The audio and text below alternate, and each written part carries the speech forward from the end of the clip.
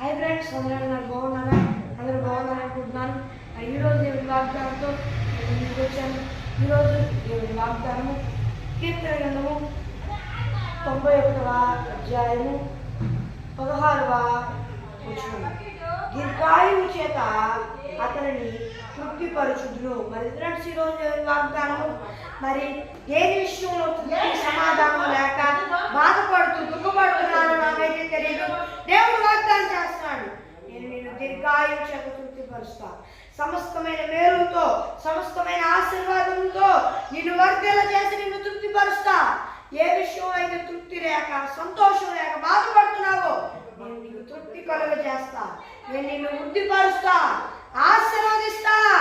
నా మార్గములు యందు నిన్ను నడిపించే చక్కని త్రోవరి యందు నడిపించి నిన్ను వర్ధల చేయుదును. భయపడకుము, నేను నీకు తోడై ఉన్నాను, నేను నీ దేవుడనై ఉన్నాను, నిన్ను వృద్ధిపరచు యెహోవా నేనే, ఇదే యెహోవా వాక్కు అని దేవుడు వాగ్దానం చేస్తున్నాడు. చుట్టూ ఉన్న పరిస్థితులను బట్టి బాధపడుతూ దుఃఖపడుతూ ఏడుస్తున్నారా?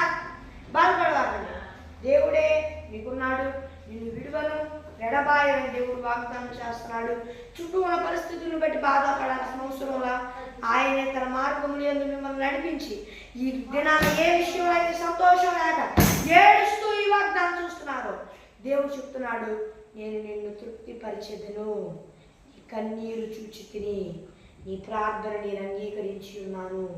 నీవు కార్చిన కన్నీరంతటిని నేను నిన్ను తుడిచి నేను నిన్ను తృప్తిపరుస్తా.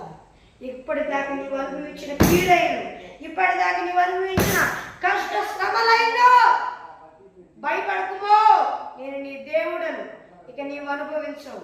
నేడు నీవు చూస్తున్న శత్రువులైన వారిని అందరినీ నీవు చూడవు. ఇదే దోషము కలిగిన దేవుడినైన నా వాక్యమే, ఇదే యెహోవా వాక్కు అని దేవుడు వాగ్దానం చేస్తున్నాడు.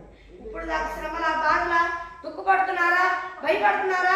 బాధపడుతున్నారా? దేవుడు చెప్తున్నాడు, తృప్తిపరుస్తాను, తృప్తిపరుస్తాను, తృప్తిపరుస్తాను. తృప్తి లేని జీవితంగా జీవిస్తున్నారేమో దేవుడు చెప్తున్నాడు, భయపడవాక తృప్తిపరుస్తాను, నిన్ను వృద్ధిపరిచి యెహోవా నేనే, నేను ఆశీర్వదించి వృద్ధిపరిచి సృష్టికర్త అయిన యెహోవా నీ పక్షాన ఉండే నిన్ను సృష్టించిన వాడిని నేనే నిన్ను వర్ధల చేస్తా. నువ్వు చేతగాని వాడివని ఎంతో ఇబ్బందికరమైన వాడిపడి నేనేం చేయలేనని అనుకోవాక నీవు నాకు అప్పగించుకో. నువ్వు నాకు అప్పగించుకున్నావు గనుక కృపతో నేను నిన్ను తృప్తిపరుస్తా. మేలులతో ఆశ్చర్యకరమైన దీవెనలతో నేను నిన్ను దీవిస్తాను అని దేవుడు వాగ్దానం చేస్తున్నాడు. ఫ్రెండ్స్, ఈరోజు దేవుని వాగ్దానము మరి చిన్న ప్రార్థన చేసుకుందాం.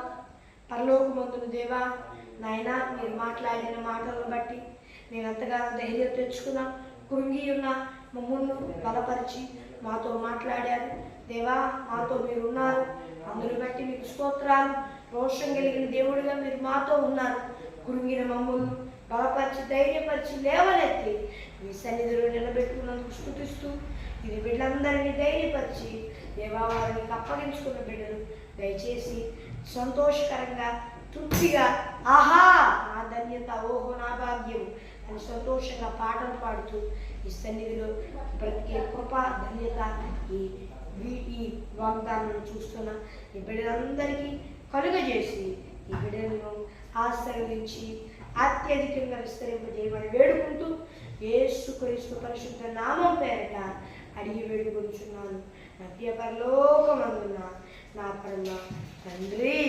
ఆమేన్, ఆమేన్, ఆమేన్. ఫ్రెండ్స్, ఈరోజు వాగ్దానం మరి మీ ప్రార్థన అవసరతల కొరకు ఇక్కడ కనిపిస్తున్న +91 630 9 అనే నెంబర్కి కాల్ చేయండి. మరి మరీ ఒకసారి ఇంగ్లీష్లో చెప్తాను. +91 6305 960089 అనే నెంబర్కి కాల్ చేయండి. మరి దేవుని వాగ్దానంతో వల్ల కలుద్దాం. అంతవరకు దేవుని కృపాస్తులు అందరికీ తోడై నడిపించి కాపాడి సంరక్షించి నిత్య మహిమలో చేర్చునుగాక. ఆమేన్, ఆమేన్, ఆమేన్.